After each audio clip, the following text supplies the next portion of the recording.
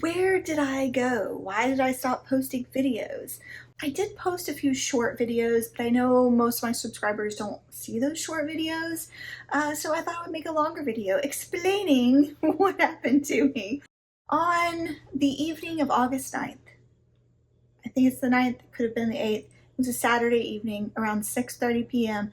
I was happily carrying some trash in one hand and my cell phone in the other and walking down the stairs from the second floor of our house down to the first floor to the kitchen like I normally do. Somehow my heel caught the edge of a step and I fell down 2, possibly 3 of the steps in the middle of the staircase. Caught myself with my hands. However, my right ankle came down onto the edge of the stair, I think, and snapped. I heard a pop. I called out dramatically. Thankfully, my husband and my kids were home upstairs. My husband came running down the stairs. One of our cats came and checked on me. I was crying a lot. I don't think my husband knew what to do. I'm not sure if he was just standing at the top of the stairs at first, trying to figure out what had happened.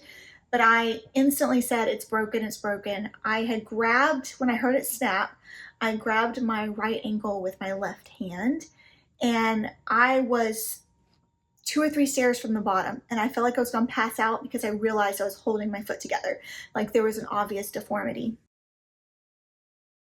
So I kept yelling, "It's broken, it's broken. I'm gonna pass out." I held onto my foot and I slowly slid the last couple of stairs down until my bottom was on the floor. That way, if I did pass out, I didn't fall more.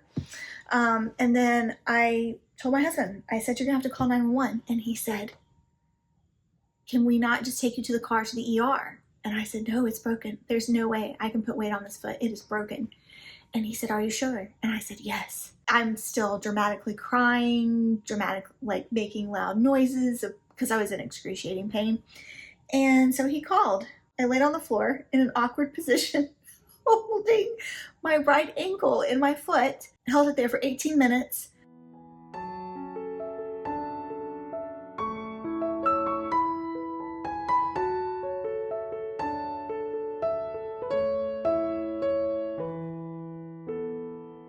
I don't know whether it was just a basic medic crew, paramedics, I'm not sure what kind of ambulance showed up, but these 2 fabulous medics came in with the stretcher, came over, assessed me, assessed that indeed I could not put weight on the foot. It's obvious deformity. One of them held my foot to my ankle together so that I could let go, and the other girl hoisted me up with the help of my husband and got me on the stretcher. They then made a splint out of cardboard and some kind of a strap, like a elastic strap, material strap, and they wheeled me to the ambulance. And that was my first ever ride in an ambulance. I was in excruciating pain. I was offered Tylenol and laughing gas.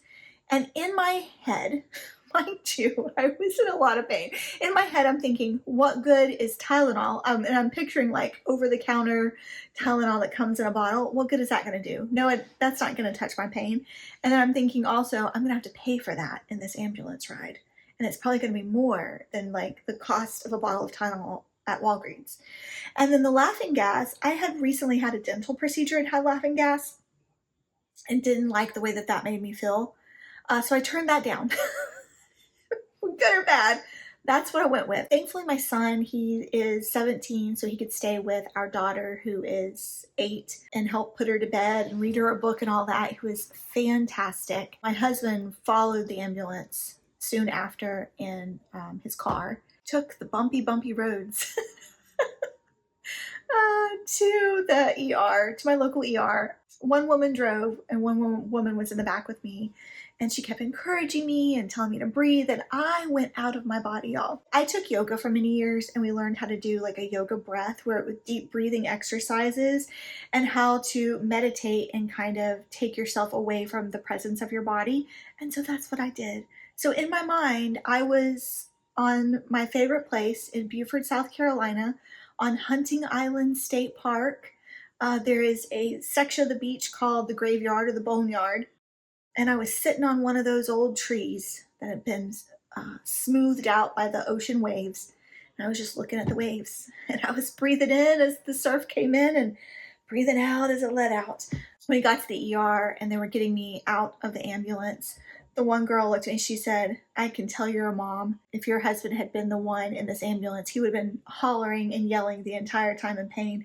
He said, she was like, "You didn't say anything." She said, "You moaned occasionally, and that was about it." And I said, "I'm in so much pain." I said, "It's right up there with my first son. When I gave birth to him, I was preeclampsia, but they didn't know. And it was a very painful sudden birth, and the pain was up there with that." We got into the ER. They wheeled me straight into a room. I thanked the ambulance drivers. I wish I could remember their names. They were absolutely fantastic. Was introduced to my nurse, and they said they were going to give me pain medication, but they had to give me x-rays first. So they wheeled me to the x-rays.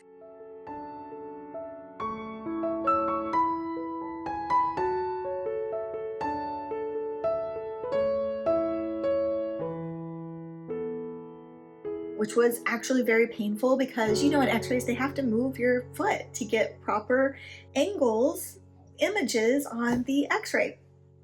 And that lady apologized, and she said, "You haven't been given pain medication yet, have you?" At that point, I didn't know. It had not been confirmed that it was broken. And I said, "No." She said, "We're going to get you straight back in that room so they can get you some pain meds." I said, "Thank you." And I'm thinking, what did she see on the x-ray? So came back to the room. They did give me some very strong pain medication. My husband arrived at some point. Eventually, I met the doctor. Eventually, I saw the x-rays. I saw that it was broken in both the tibia and the fibia on both sides, broken into sharp points on both sides. And he said, "Yep, it's broken. It's not just a little fracture. I think broken leg is still a fracture, broken ankles. But it was all the way through clean." He said, "We're going to put you in a new splint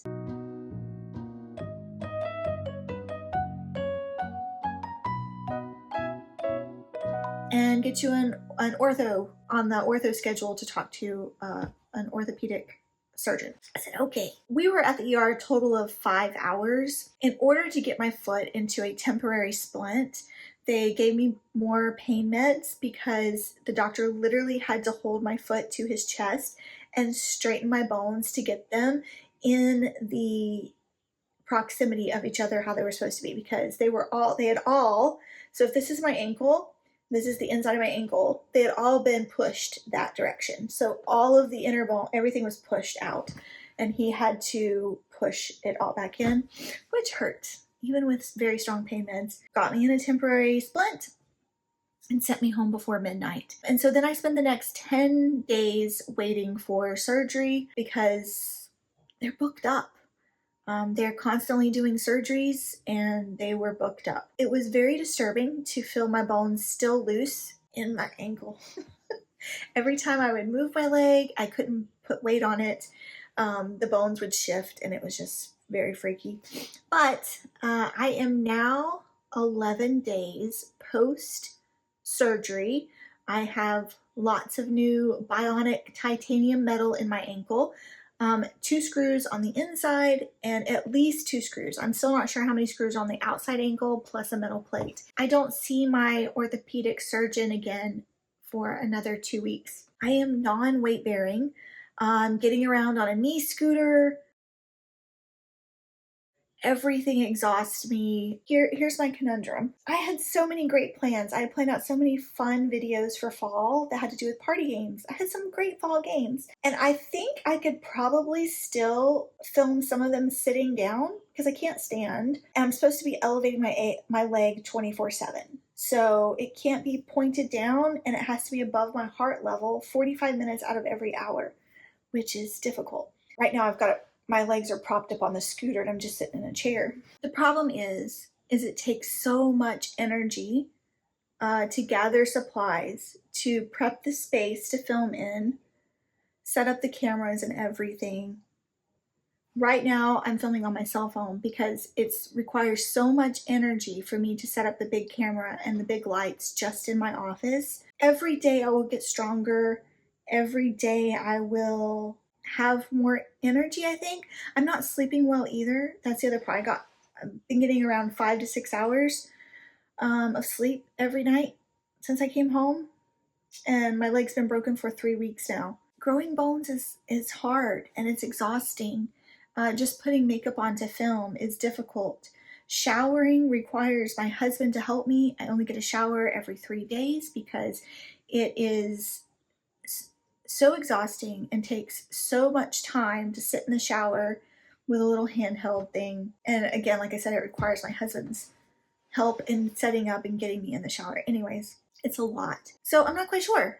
If you guys have any ideas, I don't want to just talk about my injury on this channel. I still want this to be a positive place. I still want it to be a fun place to come. I don't know, should I just talk about my party game ideas, but then that's not as fun to watch?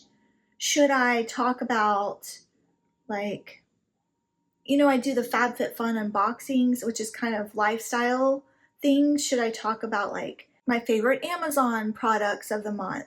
Should it become more of a lifestyle thing? I'm open to some suggestions of things that you would want to watch, but I don't want it to become all about my injury. Yeah, does that make sense?